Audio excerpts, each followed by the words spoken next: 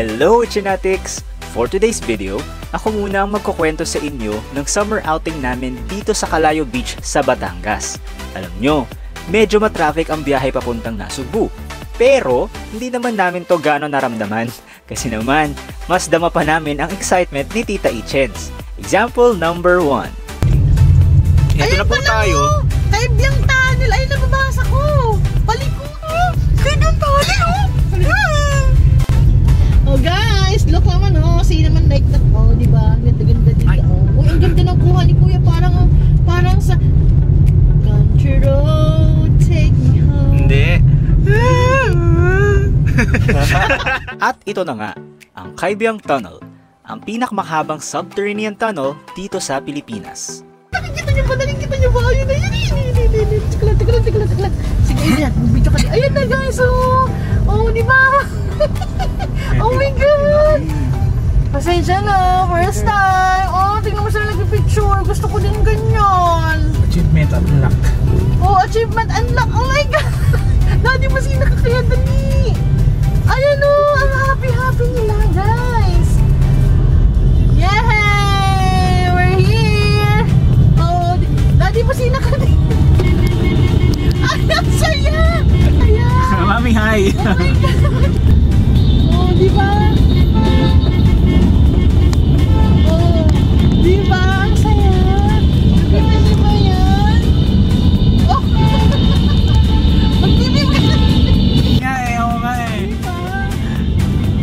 Oh, di ba? Ang saya.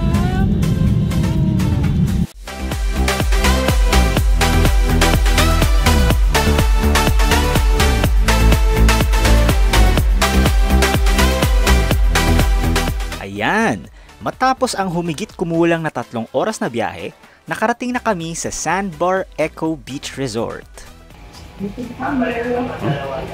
Yes, ito yung kanila reception area. Reception area nila ito.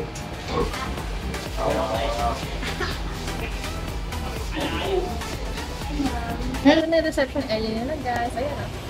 So doon muna tayo sa kanilang parking. Tapos since 2 o'clock pa yung check-in namin, doon muna kami sa open cottage. Tsaka hinihintay pa namin yung ibang kasama namin sa Paradise.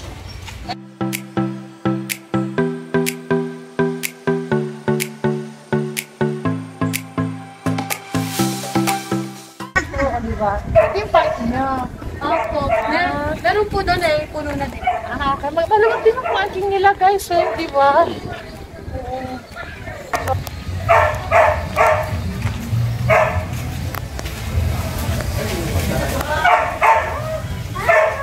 Okay na po kayo mga guys.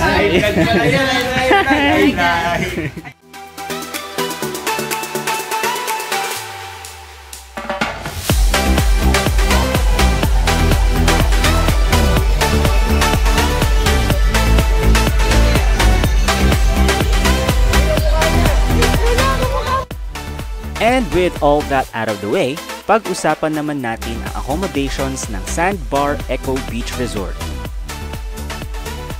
For 5,500 pesos, pwedeng-pwede ang 6 na magkakasama sa Family Deluxe Room, bunk beds, queen size bed, at may sariling CR. Wala itong sariling kitchen, pero may free breakfast naman na kasama at pwedeng magpaluto. Sa halagang 3,500 pesos naman, 3 magkakasama ang pwede sa standard room. Air-conditioned, 1 queen-sized bed, 1 single-sized bed, at sariling CR. Wala rin itong sariling kitchen, pero gaya ng Family Deluxe, may free breakfast at pwedeng magpaluto. Last but not least, ang mini villa. Oh, diba? Wow!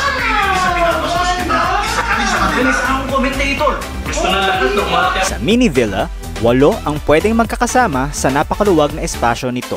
Meron itong sariling indoor kitchen with sink at pwede bumili ng degalong tubig na nagkakahalaga ng 50 pesos bawat isa. Kung outdoor cooking naman ang hanap mo, meron silang movable grill at dirty kitchen kung saan nag-e-enjoy magluto si Tita Ichen. Hi guys! So ito na yung chicken natin na na-brine ko sa salt and pepper and bawang. Sinipito na natin siya. Tapos na rin natin ihawin yung ating Liempo.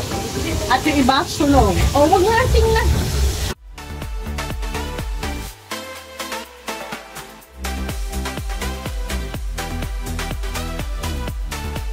Kung kwarto naman ang usapan, mayroong 2 rooms ang mini villa. 4 ang pwedeng magkakasama bawat room. Ito ay air condition, may libreng toiletries at may sariling CR. At syempre, hindi lang yan ang ipapakita namin sa vlog na ito. Para malubos ang aming stay sa Sandbar Eco Beach Resort, sinubukan din namin ang kanilang island hopping tour for 2,500 pesos.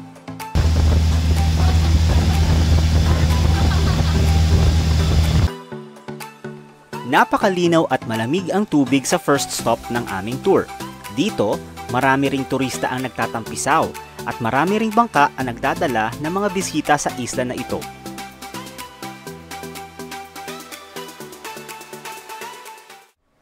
Snorkeling naman ang gimmick ng second stop ng aming tour. Kasama na ang renta ng gear sa aming bayad at siniguro naman ng aming mga kasama na malinis ang mga ito. Ayon sa kanila, nasa 15 to 20 feet ang lalim ng tubig dito at masaya naman kaming sumisid para makita ang coral at ang mga isda. At syempre naman, hindi lang yan ang kayang ibida ng Sandbar Eco Beach. Gaya na lang ng highlight na sa TikTok, Facebook at Instagram, ang kanilang sunset view ay talaga namang pinakapanalo. Itchinatics, handa na ba kayo?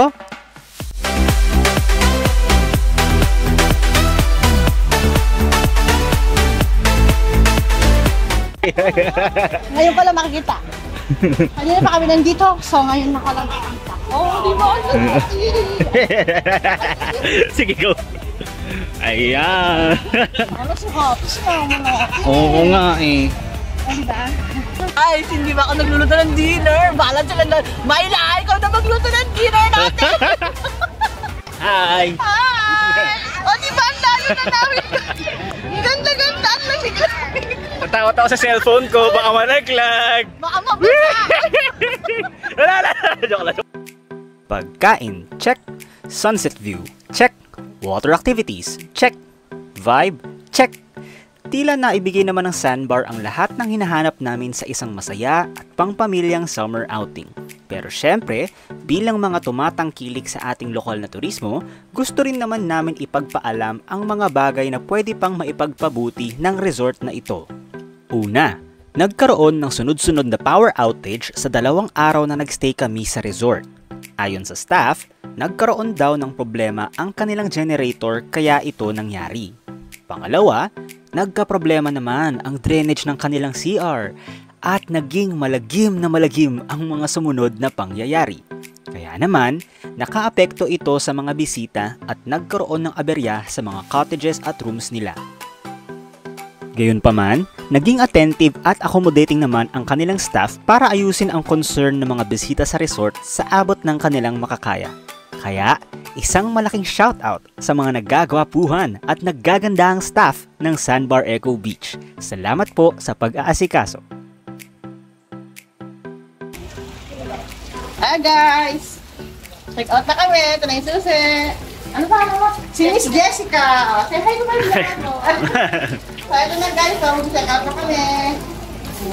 Thank you. Guys, mabait ang staff nila. Wala kayong problemahin sa staff, mabait sila. So, alam niyo na. Kontakin niyo si Miss Jessica para sa ano, ha? Kung gusto mag-inquire, smile lang kayo. Sige, bye-bye guys!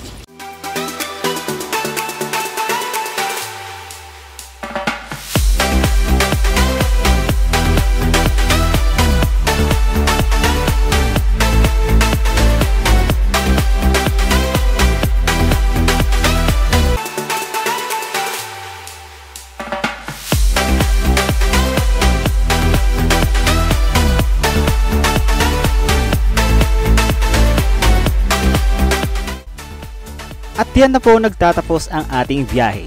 Maraming salamat po sa pagtangkilik at hanggang sa muli! Thank you for watching! See you on our next adventure! Bye!